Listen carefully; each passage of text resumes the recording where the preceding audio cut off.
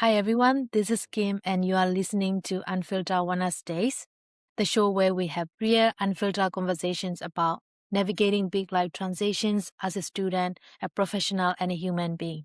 We have a very special guest joining us today, the founder of ShineQuo. From navigating student life as an international student to building a platform dedicated to empowering and supporting others, her journey is both inspiring and deeply relatable. I'm particularly excited about today's section because as someone who truly believes in the power of personal journeys, growth, and community, I know how meaningful it is to hear stories from people who have transformed their experience into something impactful. Today, she will be sharing her experience, lesson learned, and the vision behind ShineQuo, as well as the impact she continued to create within the community. Please join me in giving her a very warm welcome. Okay, let's get into it. Deepanshi is originally from India. She came to US to pursue her MBA at Babson College, ranked the first school for entrepreneurship. Before Babson, she worked at global consulting firms EY and Deloitte and also had experience co-founding her first tech venture in India. From the outside, her journey looked ambitious and exciting, but internally, she still experienced many of the same challenges international or out-of-state students go through every day. While in graduate school, Deepanshi began rethinking how college supports students beyond academics and started building ShineQuo directly from her classes and conversations with students. During her MBA journey, she also secured her intended internship at the Boston-based education startup, The Possible Zone, got an additional scholarship in the B School, and also selected as one of the 100 most inspiring MBA students worldwide as part of MBA World Summit. Until this year, she has personally mentored and supported 500 plus students across India and US and now continues to build ShineQuo to expand the coaching and peer support that brought her here today. So Deepanshi, I'm really glad to have you here. Let's go back to the beginning. You came here from India for your MBA. What was life like when you first arrived and what hit you that you did not expect? Yeah, first of all, thanks, Kim, for inviting me. I'm really excited to be talking to a lot of students will be listening this. My first experience or like feeling arriving to the US, as similar to other students, I was excited. I was so ready for all the new things to come, the freedom that we get, the opportunities that the US is famous for. And as I landed in Boston, I love the city. It is so friendly in terms of walking around and the architecture and everything. I just love the city. So it was really good. But yes, there are challenges. It came one after the other. I can definitely talk more about that as well. That's really great. I also believe that a lot of students can relate. Are there any particular thing that really surprised you when you first arrived? Definitely a lot. I think I didn't realize that making friends as an adult is really hard. So definitely one of the shocker to me was like, trying to make friends that resonate with me and that I could feel belonged and around. Then being in business school in general, oh God, they have so many readings. And as I was used to engineering school, so it was really different kind of experience. So trying to adapt to the pre-readings, post-readings, and everything in between. So that was definitely an experience in itself. I'm coming from India, so having that INR conversion was so usual, and not being able to explore or spend like tourists, but rather thinking about saving money was such a challenge again in itself. Doing household chores, missing family, especially during festivities like Diwali. I think my first Diwali in the US was the first time when I felt like, oh gosh, did I really make the right decision? Because the whole environment around was so different. I remember the first time I was here in the US, Diwali was one day after Halloween. So Halloween and Diwali are like two different activities altogether in terms of the festival. So just adapting to it, adjusting to it was another kind of challenge. And lastly, in the first semester, I had some medical issue and navigating that, the going to the emergency or having using your medical insurance, understanding which hospital to go and all that stuff was definitely a big of a hell of a task. Yeah, there's a lot. And yeah, everybody will relate to that. I can really empathize about the Diwali and the festival because on first year I was also really hit different because it is mostly on Thanksgiving. I did have a family that I join on Thanksgiving, but I have to travel to them. But on that day, there's no one on the street and it's just like, oh my God, it's so lonely. Yeah. That's really hit me on that day. You also already have built a serious career at EY, Deloitte, and Microsoft before you came here. With all that experience, did you still feel the disorientation that so many international students describe? Or did the professional background make it easier for you? Definitely working at EY and Deloitte gave me an upper edge, especially in terms of understanding the culture, because I was working with global teams before, so I could understand the accent here. I remember like when I was working in EY, my first job after graduation, when I was talking to international folks there, it was so hard to understand their accents. I could imagine, like, if this would have been my first experience, it would have been so, so tougher. But since I had that previous experience before, I was able to understand the American English better. I was aware about the cultural differences. Like, for India, for example, the timing is a different, like, we deal with time differently. And here, punctuality and timeliness is really, really important. And like, it shows your professionalism. So I knew about all these, like, differences and a lot, like, be it food, be it like, how friendly or how people engage here. So that helped me be like, acclimatized to the culture quicker, I would say. But definitely being in business school or coming here not for work but coming back to school after work was different. I did question if I really belong here because I was studying at Babson. We had like such great people in the class, everyone contributing to all the case studies and everything we used to talk during classes. So I did took some time to understand what's really happening. Definitely a real disorientation was not knowing that you can feel lonely here, because coming from a country like India where like you're always and always surrounded by either friends or family, I could not really digest the fact that people can be lonely here. So that was a big shocker to me, even if like I had worked with international folks, but I didn't realize that brutal truth come here. So definitely your experience in the past really helping you to really understand the culture and also the professional life in here, but still there's a lot of things that make you feel lonely or not really belonging in this culture. And you also described arriving with no support system and no one who had done it before you. What did that feel like day to day, and how did you eventually start building your people and finding your footing? I think that's a forever thing as an adult. But yes, I did come here alone. I am the first one in my family to study abroad anywhere, like, outside India. And then also the first one in my family to study business, because I am coming from a family of professionals. Like, I have doctors, teachers, lawyers, engineers. So I would say I'm the odd one out in that regard. But since I did all the research by myself, like, looking into the best schools or which school I'm applying to, from like, booking tickets or like, finding the house by myself, doing all those things really helped me be aware. I think if someone else would have helped me and then I would have come here, it would have been more like a shocker. But I did knew couple of things with that experience as I did everything by myself. Making friends was definitely something I didn't knew that I'll be navigating, or it's like, an additional thing I should be aware of. Because until now, like, back in India, it has been very naturally coming, like, making friends or building that kind of relationship in similar kind of settings.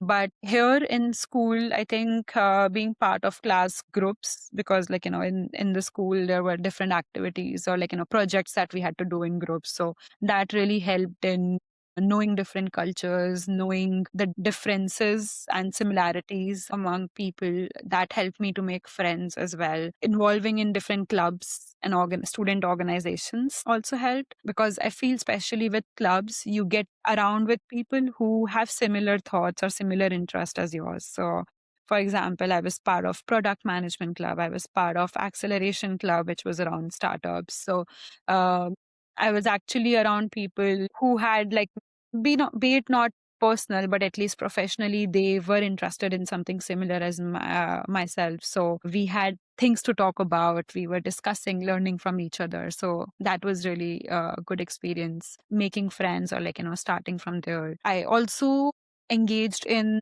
external activities. I remember Startup Boston is one of the big community in Boston area, and they organize events throughout the year, but especially in September. So when I came as a fall student in September, so that was the first event I went to. Like within the first month, I was able to talk with professionals. I was able to make connections, which I would have not thought of back in my country because I was not very much of a social person in terms of going to events like that. So here I was able to make friends even outside my Mhm. circle.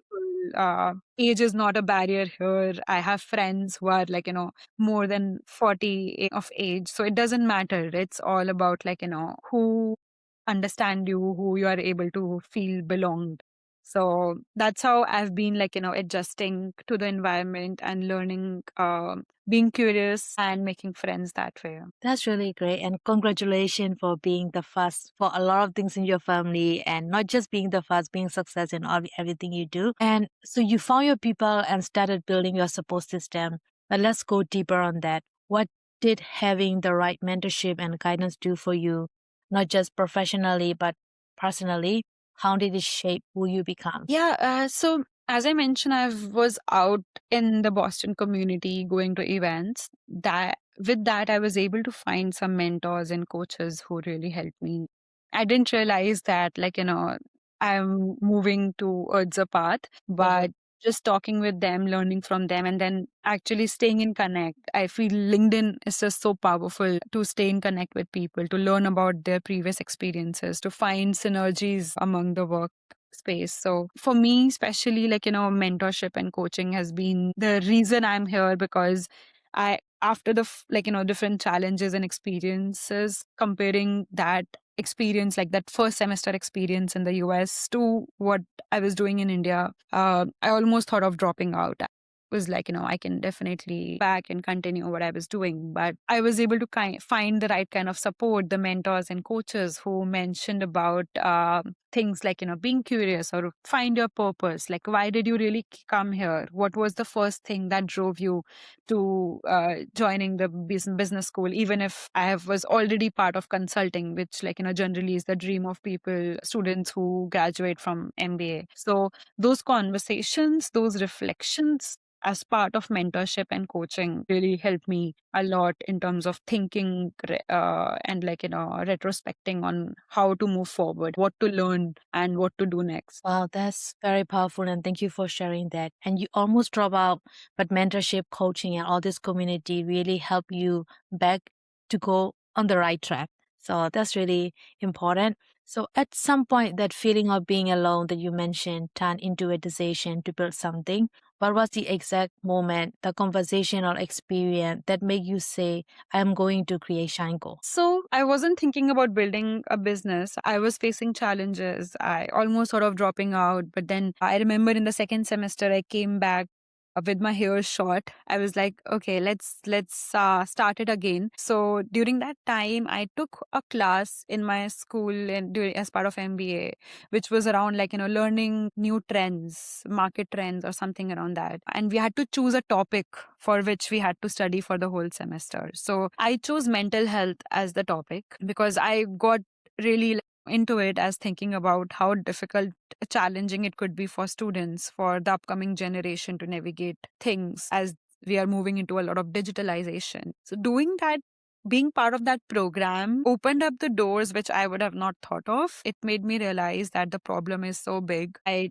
talked with so many students. I used to survey, I used to interview students from my school as well as other great schools we have around the Boston community. And I realized that until now I was thinking that I am the problem. But then just doing those interviews and discussions, being open to talking about your problems made me realize that I am not alone and there are so many other people struggling. That kind of became like an eye opener for me, and that drove me to pursuing ShineQuo in whatever opportunity I could.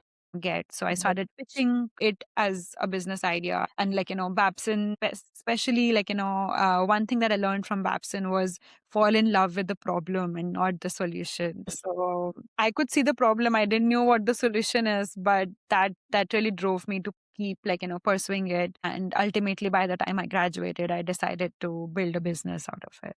So you mentioned that being in that project, building ShineQuo taught you things about what students need that you did not know before, and you was thinking that you are the only one who has that problem. So what surprised you most about what students were really struggling with once you get close enough to see it? Yeah. One thing that I noticed was a lot of people look happy from outside. We always compare ourselves with others. I used to see a lot of people in Babson who have achieved so many things. And without talking to them, before those interviews, I always used to think that I do not belong here, or I am the odd one out.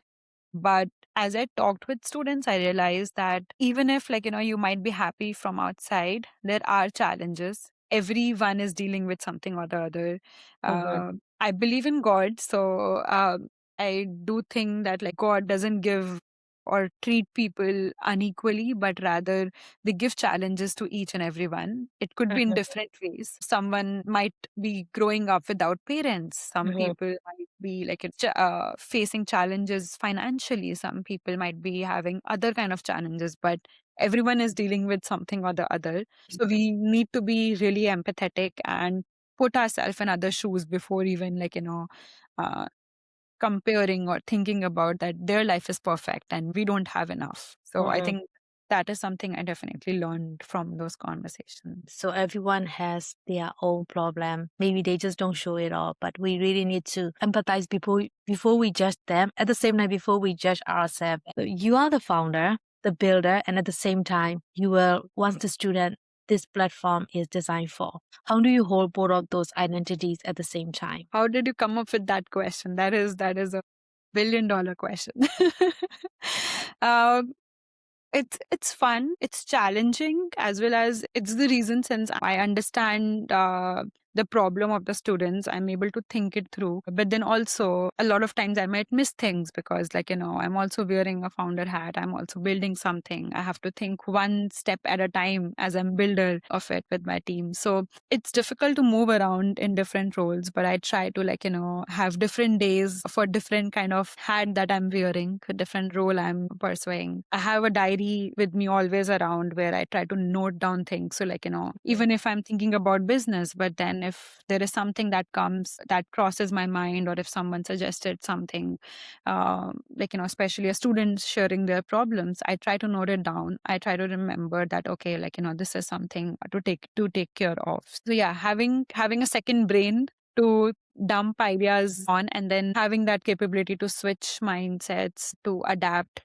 to always be close to the customer is the key here. So for the students listening right now who is in the middle of figuring it out, what's one concrete thing they can do this week? Not inspiration, just something they can add on. I would say read newspaper or watch news, whatever. Be curious, learn every day at least one new thing, be it from a friend, from YouTube, from a book or anything. I feel it's underrated, especially in the era of AI. Information is just so easy to access, and wisdom is lagging in a lot of folks because of that. And wisdom can only come from reflections, conversations, relationships, lived experiences, right? AI can give you answers, but it cannot build our identity or confidence or relationships, right? We have to do it ourselves. So to do any of that, you need to know what you are getting into. You need to be aware of your surroundings. So I would say be curious to learn at least one thing every day. Every day, just one thing small. It could be a new language. It could be a new hobby you are pursuing, reading news or anything of that sort. Okay, that's really great. If I can add on a little advertisement, if someone really struggling or anything, you can also get free coaching from the link below, and please feel free to get the 2 free section from ShineQuo. So finally, if you could sit down with yourself on the day you arrive here, before you had figured any of this out, what is the one thing you will want to hear? I would say it's the same thing that I've actually recently added in my signature as well. A quote which says that life doesn't get easier, you get stronger. So keep showing up for yourself every day, for your family, for your friends, for your mentors, for anyone who believes in you. Keep doing the hard work and also the smart work. Maybe right now things might not look like, turning into something, but you will see everything pays off. Believe in yourself and trust the people who believe in you. Keep Wow. showing. I really love life isn't getting easier, but you get stronger. And Deepanshi, thank you really. What you shared today is not just about founder story. Is this a human one? You felt the gap. You live in it. And instead of waiting for someone else to fix it, you build the bridge yourself. So that take courage most people never find. If something in this conversation hit home for you, a moment, a sentence, even just a feeling, I want you to sit with that and then share this episode with one person who need to hear it, because this is how these stories travel, one person at a time, one step at a time. And if you are in the middle of figuring it out right now, ShineQuo is offering 2 free coaching sessions. No pressure, no pitch, just real support from someone who has been where you are. Head to ShineQuo and take that first step. And also follow us on Instagram at shine.co and subscribe on YouTube so you never miss a story. I am Kim. This is Unfiltered Wednesday. And remember, you do not have to figure this out alone. We'll see you in next 2 weeks.